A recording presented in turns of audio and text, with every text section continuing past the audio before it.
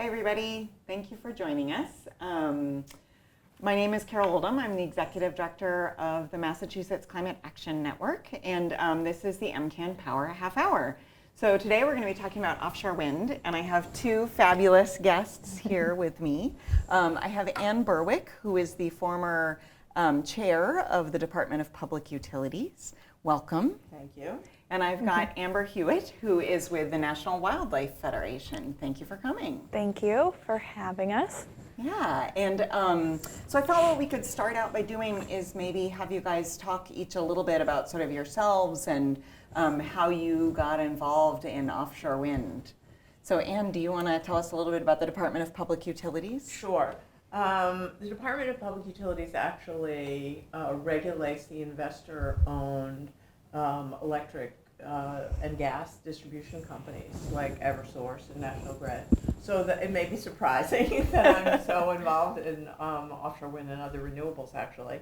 But the Department of Public Utilities also has responsibility for implementing various parts of the Green Communities Act. So that's what sort of brought me, and also as an environmental lawyer and understanding that we have to kind of change our the way we power our society. Yes, and you stepped back from being the chair at the DPU? Yes, a year and a half ago when the new administration took over. Great. So I worked for the Patrick administration for 8 years, first as Undersecretary for Energy and then as DPU chair. Fantastic. Great. Amber, tell us a little bit about NWF and what you do on wind there. Sure. So National Wildlife Federation has long supported the responsible development of offshore wind power. So it really comes from our concern for climate change and the impact that it has on wildlife and their habitat, and the awareness that we need to really dramatically change our energy portfolio. And so we have a lot of excitement around the scale of offshore wind power, the opportunity that it presents all along the coast, and then with the recent political developments in Massachusetts that make the scale of development really possibly launching here. Nationally, the offshore wind industry, of course, has struggled to get off the ground, and we see a really incredible opportunity for Massachusetts to lead the way. So we've focused a lot of our resources here in the past couple years. Actually. Great, and we'll talk about this later, but internationally, offshore wind is actually doing quite well. Yes. So it's just in the U.S. for some reason we're having a little bit of a hard time getting a foothold for and them. I want to point out that it's really amazing to have Amber here, somebody from a wildlife organization that is so enthusiastic about offshore wind. So Absolutely. That's really significant. Yeah, and we'll talk actually a little bit about, I know you guys have done some agreements with some of the offshore wind companies to make sure that animals are protected. So I look forward to talking about that. But can somebody actually define for me what offshore wind is? Because I know, there's onshore wind, there's close-in wind, there's offshore wind. What makes the difference? What would you say makes it, yes, this is offshore wind? In the water. Is it not that it has to be a particular distance away from the shore? I mean, as a practical matter, offshore wind ends up being a particular, being pretty far off shore. Because that's where the wind blows? That's where the wind blows, aesthetic issues. But I would say that's what defines offshore wind, is that it's in the water. Okay. I mean, maybe Amber knows the answer to this, but the Block Island offshore wind pilot that's now in Rhode Island, very close to home. Yeah.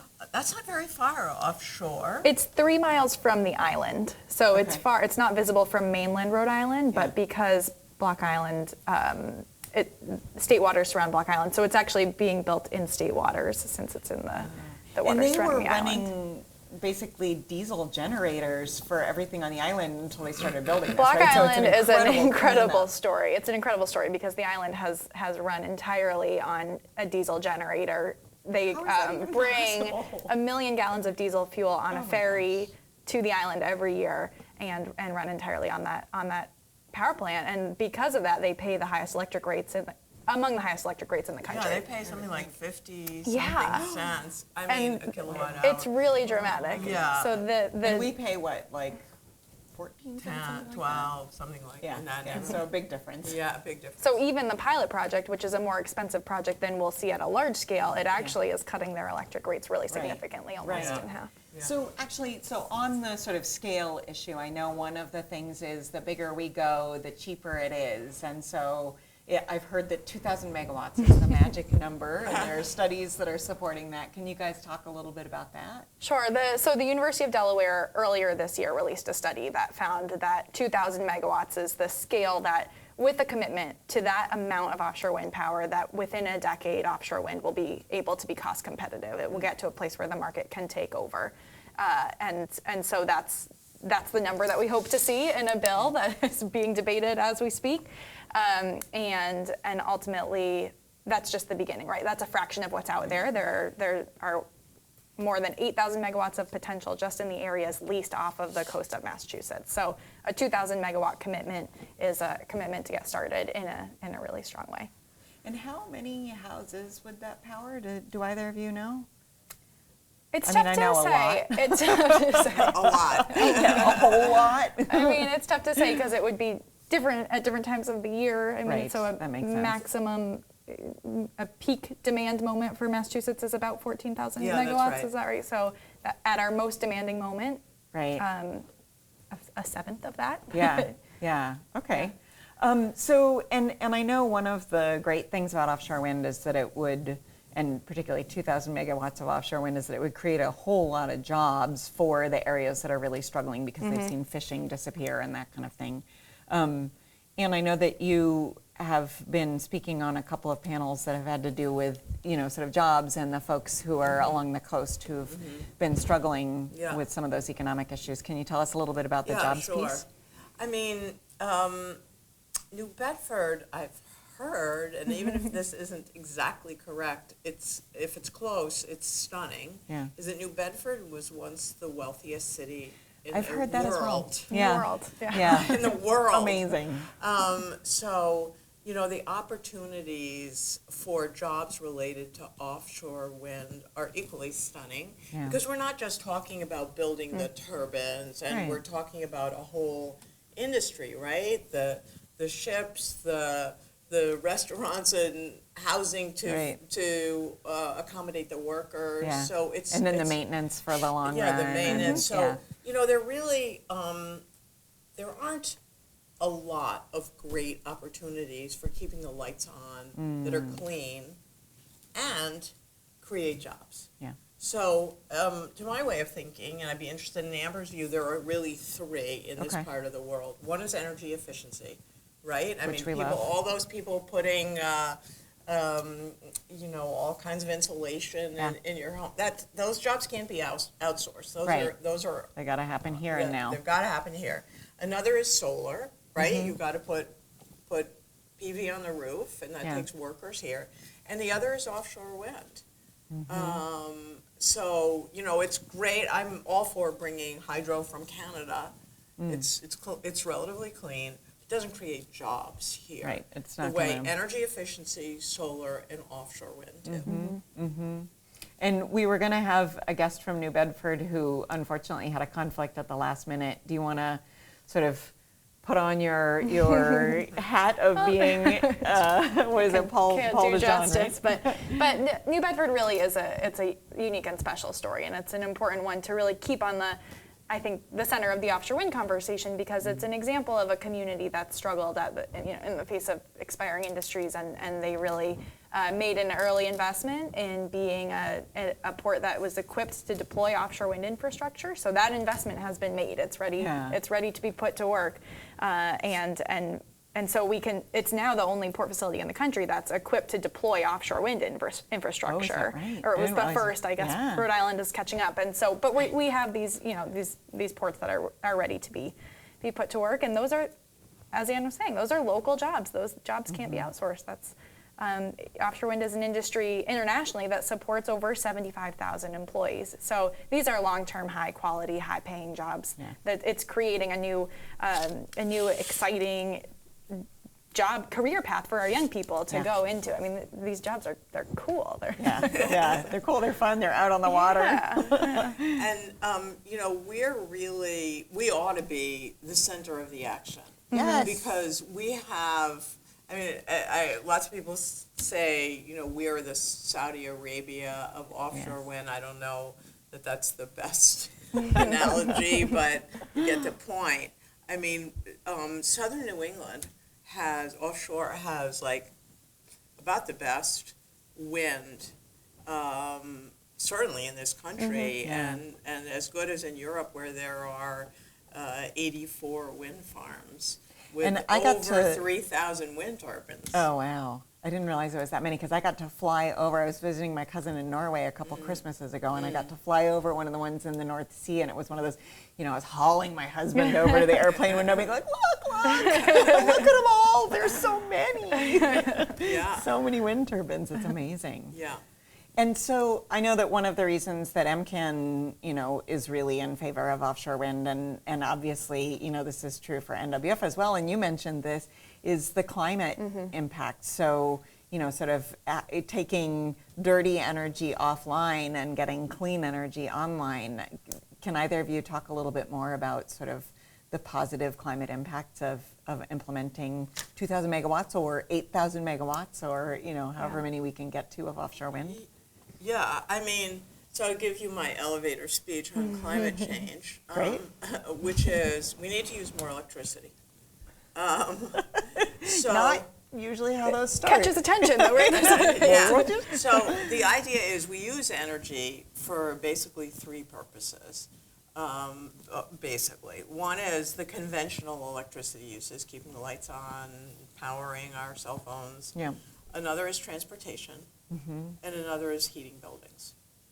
Transportation and building heating, we really don't have a lot of great, clean alternatives other than electricity. No. So we need to use electricity for conventional purpose, as little as possible. So that's why energy efficiency comes first. Right. We need to use electricity for conventional electricity purposes.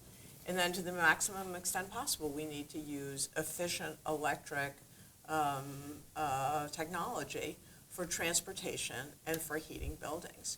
So now step back from that. That's why the electricity needs to be as green as possible, because we need to really power our entire economy with electricity, and it needs to be clean electricity. Right. Now let's step back once again and say, well, where's that going to come from? Yeah. It's going to come from offshore wind because, as Amber says, we have, let's call it 6,000 megawatts of capability just off the coast of southern New England. Just in that place that they've Yeah, with leased, it, and right? that's where the load is. Right. Right. It's no accident Yeah. they've leased. Yeah. Right. Of course. And so, it's really important that we get this huge resource. It is the largest, at least with current technology. It is, until we're all wearing suits of solar, I look forward to that. Yeah, I support it. It's the largest potential clean resource. And now getting back to the elevator speech, it needs to drive the whole economy. Yeah. Yeah, absolutely. So, so tell me a little bit about how what we're talking about, these 2,000 megawatts. Well, actually, so first of all, let me ask this question first, which is, we keep talking about this lease area. So they're projects moving forward. There are folks who've actually taken out leases on parts of the federal waters. Can you give us give our audience a little bit of a background on that and sort of where we are in the process? Sure. So there is we're at the beginning of launching this industry, but there are many years behind us of finding the right spots and permitting the right spots and then ultimately leasing the right spots to developers. This has been, because these areas are far offshore, they're in federal waters, so they're in the jurisdiction of the Interior Department. The Bureau of Ocean Energy Management has found, and through many, many years of stakeholder engagement, identified these areas as wind energy areas, and they've been whittled down to what's considered a really viable space for wind energy development, considering every other ocean use in the area, Right. Including fishing factors, and shipping and wildlife and incredible layer upon layer of the Yeah. ocean uses that are considered before an offshore wind energy area is marked on the map. And then a competitive auction is held, and so developers come to the table and they have a live bidding battle, and we now have 3 developers who have come out from those auctions. One of them took place in 2013, one was in the beginning of 2015, so these developers have been in the game since then, as the leaseholders of these areas who now have the rights to build a project. They can now propose a project and move toward construction, but they need to have a customer ready to buy their power. Yeah. So that's the place that we are politically in Massachusetts, where we need a bill to pass to require the procurement of that power so that they have a guaranteed customer. So as we speak, it so happens that while we're filming, the Senate is having a conversation about this. So the House passed their bill a couple of weeks ago, and it had 1,200 megawatts of offshore wind in it, and sort of as a carve out saying you will make this happen. And then the Senate bill has 2,000 megawatts, which is, as we discussed, the number where it starts being like, okay, this is, yeah, exactly, economies of scale. This is where we start getting real on this. And so we're hoping that folks will get in touch with their legislators after so we'll talk a little bit more about this, but we're hoping that folks will get in touch with their legislators when they're done. And then also we're hoping that folks can think about how can their cities and towns support offshore wind as a resource, as a way of sort of buying the town's electricity, or in their community choice aggregation plans, if they're doing aggregation in their towns. That's a great way to include it and show your support to the suppliers who are going to be buying those pieces of electricity to send through the wires to you. So what do folks know about any update, any news on the Senate and what's happening in there, or what the next steps are after they? We turned our phones off for filming, so that's a problem. But after that, so after the Senate passes a bill and the House has passed a bill, then they've got to get together and talk about how to make it agree, right? Who wants to tell us one sentence about that process, because I know it's a horrible process. It's much sausage making, right? It's sausage making, but I think there are reasons for optimism here. So absolutely. the House came out with a version of an energy bill. The Senate is now debating its version, and then it goes to conference committee because we know that they're not going to be identical, right? So the ultimate bill has to be something that both the House and the Senate will support. And do we have any idea when that's likely to happen? Well, the end of the legislative session is the end of July, but what I have... Before then. But it's going to be before then, Yeah. I think, because I think a lot of folks from the legislature are leaving town to go to the conventions. Yeah. Which is probably good. It's good to get your job done ahead of time, right? Might as well. It's like study for the exam. I know, exactly. So can you tell us a little bit about the sort of, I know one of the concerns that I hear a lot when I say that Mcan is strongly in favor of offshore wind is people say, doesn't that kill birds? Yeah. Or, isn't that going to smush the whales, or, whatever it is. So you guys... Whale smushing. Yeah. So tell us a little bit about the impacts on animals. Yeah, absolutely. So National Wildlife Federation, of course, we would never endorse a project that wasn't built to the highest standards of wildlife protection during every stage of development, every stage of surveying and siting. We're very involved throughout the entire process. I mean, that's really contingent upon our advocacy for offshore wind generally, that we work closely with developers and with state and federal government to ensure that we're finding the right places, that the right voices, the right science are all considered, and that these projects, first of all, are built in sites that we can feel okay about. But then even beyond that, once siting and survey work and construction, and even when we get to the point of operation and maintenance, there will be, we need to go beyond we do have endangered wildlife in these areas, endangered whales in particular. So we're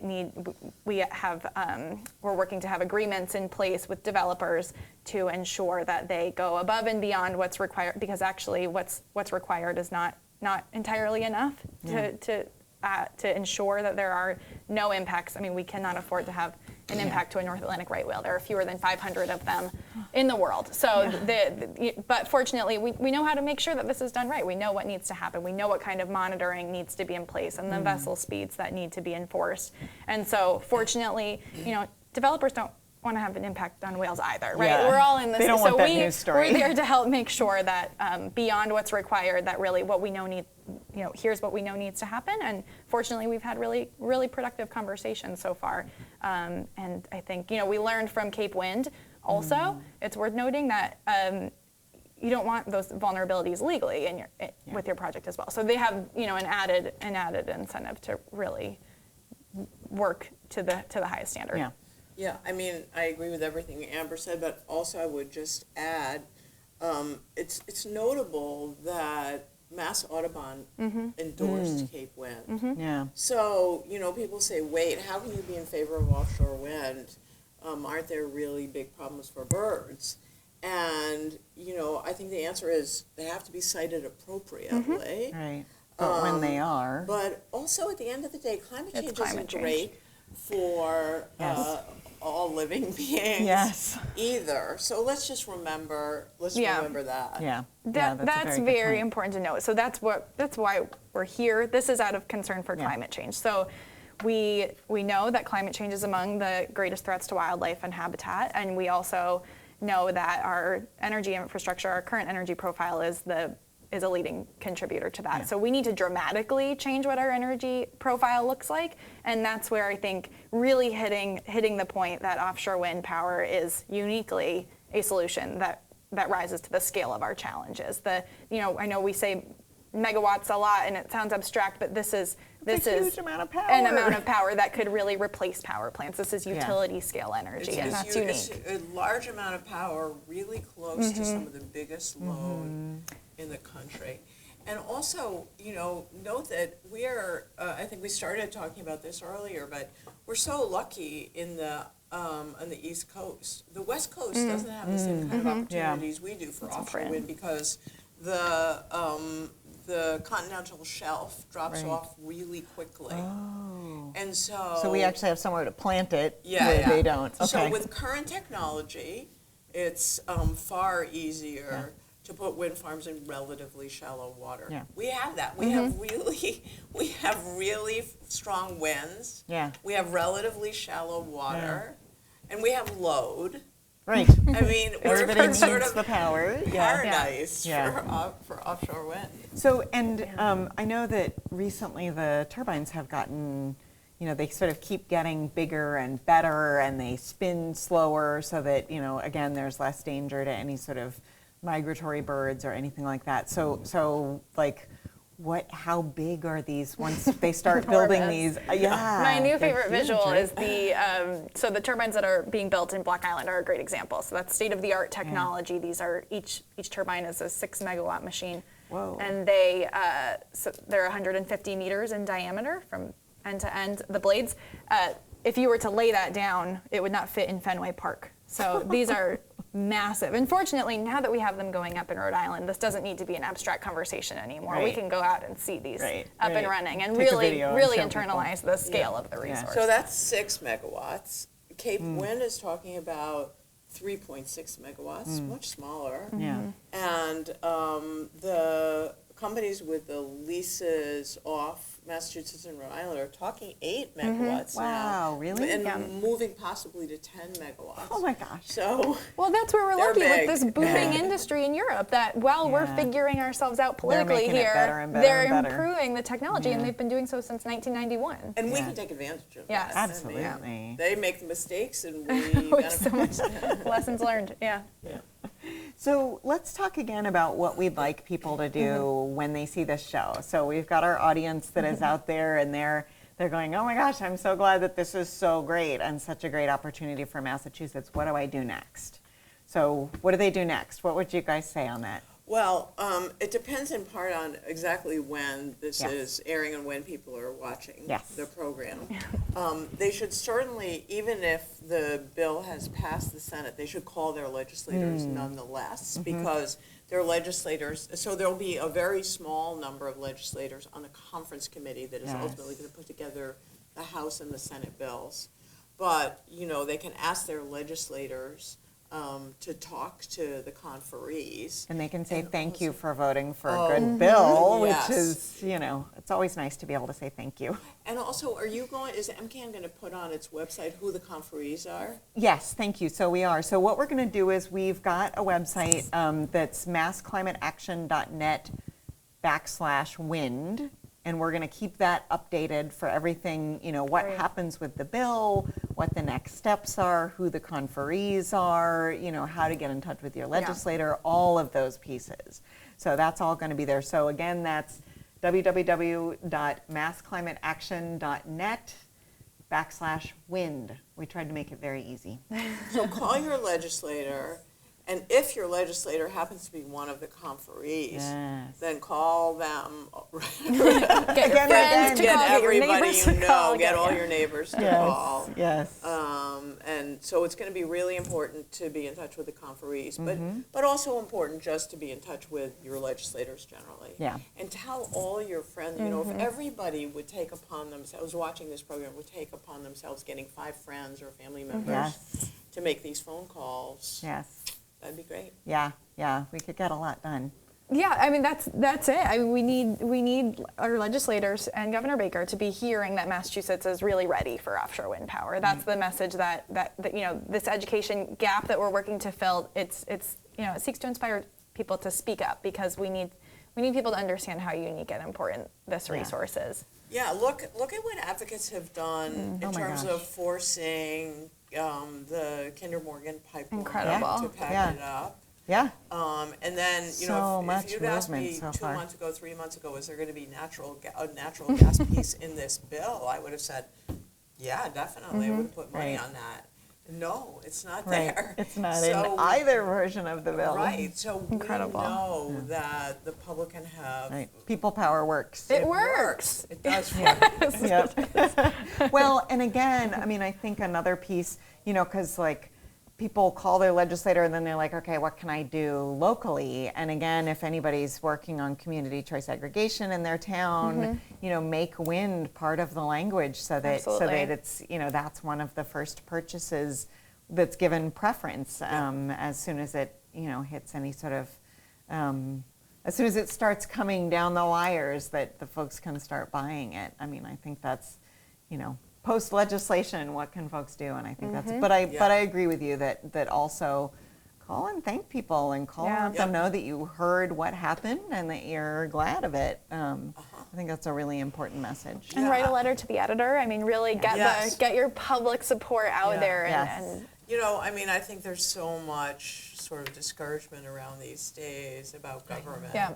And this is a really, I mean, we haven't seen the final version of this bill yet, but I think this is going to be a really good news, heartening story. Yes. And again, I think it really is a story about those in power listening to the people when they Absolutely. speak about what they want, which is just gives me chills. I'm very happy about it. It's sort of the best possible outcome. Yeah. I feel like you were saying 2 months ago, I never would have dreamed that we would be at this place, sort of in terms of our energy vision for the state. And also, the legislators aren't just worrying about clean energy; they're taking costs into account. I mean, the way these procurements of offshore wind are structured are definitely geared to minimize the cost. Yeah, and yet they're still ending up with lots of offshore wind in there, so that's definitely a positive message. Well, thank you so much for joining us today, and thank you to our viewers out there in TV land. This has been the Mcan Power Half Hour, and we look forward to seeing you on the next installment for another exciting conversation about wind and energy and climate change.